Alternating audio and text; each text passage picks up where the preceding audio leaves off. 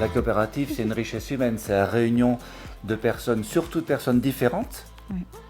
et qui se trouvent des points communs. Et c'est ça qui est vraiment une richesse. Et puis, on découvre des gens complètement différents. On se dit, tiens, il est bizarre celui-là. Puis après, ah oui, tiens, finalement, c'est intéressant ce qu'il raconte. Je suis Béatrice Dutartre. Je suis Philippe Lussagnet.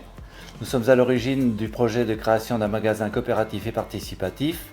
Ta meilleur temps à Besançon.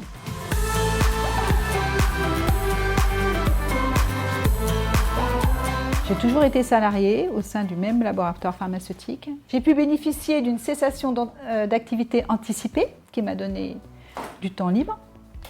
J'avais entendu parler de ce type de magasin et voilà, au hasard d'un reportage, je me suis énervée un petit peu devant ma télé en me disant « Oh là là, ça bouge pas, Besançon, il n'y a rien ». Voilà, et poussée par mes filles, elles m'ont dit bah, « T'as qu'à essayer, quoi. Vas-y, lance-toi au lieu de rouspéter ». Alors moi, j'ai été dans l'industrie pharmaceutique, salarié depuis longtemps. Et puis j'avais fini de travailler à la faveur d'un plan social, cessation d'activité anticipée, puis maintenant retraite. Et puis un beau jour, Béatrice m'a téléphoné et m'a parlé du magasin coopératif. Je ne connaissais pas du tout. Puis je me suis dit, tiens, ça a l'air sympa. C'est quelque chose à quoi je n'avais pas du tout pensé. Puis je me suis dit, allez, je vais peut-être participer un petit peu. Et puis du coup, ça n'a pas été un petit peu.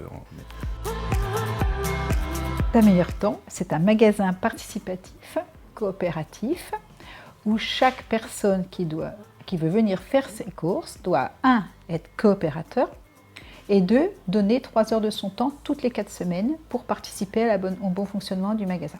Le principe de base, c'est qu'on vend ici tout ce que nous, on a envie d'acheter. Donc nous, on est 500.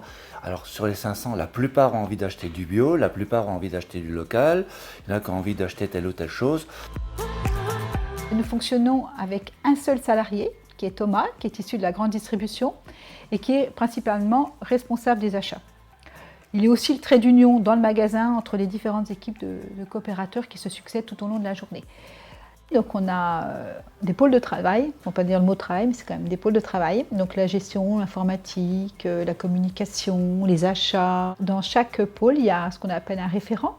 Et chaque référent de ce pôle constitue le comité de gouvernance. Et c'est au comité de gouvernance d'avoir le côté décisionnel au niveau financier, etc. À titre privé, j'ai déjà été pas mal confrontée au monde de l'entreprise. Et puis, qu'est-ce qui a fait que j'ai sauté le pas ? Je crois que c'est mon sale caractère qui, pour une fois, a servi à quelque chose et que je n'ai pas eu peur d'y aller, en fait. Mais j'ai pas eu peur parce qu'aussi, c'est un projet collectif. Je suis bien au fait que je n'ai pas toutes les capacités pour mener un projet pareil. Et l'intérêt de ce projet, c'est que chacun apporte ses compétences. Je ne suis pas sûre que j'avais envisagé la difficulté et l'ampleur du projet. Peut-être que je n'y serais pas allée parce que c'est excessivement chronophage. Et voilà, personnellement, moi, quelque chose que j'avais beaucoup sous-estimé, c'est l'humain en fait. Et c'est excessivement compliqué. Alors, des gens diamétralement opposés, on a tous le même but, pas pour les mêmes raisons, en gros, et il faut arriver à se synchroniser. Pour qu'on soit fiable économiquement, pour que le projet ait une chance de perdurer, il faut qu'on ait un chiffre d'affaires qui est identifié par mois, parce qu'on a des charges qui ne sont que des charges fixes, qui fait qu'on serait, comment on peut dire, à l'équilibre, et qui nous permettrait de rembourser nos prêts, de payer tout. Il nous faut trouver plus de coopérateurs, pour que parmi tous ces coopérateurs, il y ait de plus en plus de gens quand même qui soient vraiment fidèles dans leurs achats, ou alors que les coopérateurs en place augmentent leur panier. Si tout va bien, nous, ce que nous voulons, c'est réussir à payer toutes nos charges, à être à l'équilibre et pouvoir embaucher d'autres personnes. C'est très important d'être accompagné pour créer une société, dans la mesure où on n'est pas du tout professionnel. Aucun de nous n'a été ni chef d'entreprise, ni rien, donc il fallait se faire accompagner par des gens qui connaissaient. Par BGE Franche-Comté, on a eu une aide à la conduite de réunion, ça c'est important, et quelque chose de très important auquel on n'avait pas pensé, la prise de décision collective. Ça c'est très dur parce qu'on est une structure a priori horizontale, mais choisir la couleur des murs à 500 personnes, c'est compliqué. En France, les gens râlent beaucoup.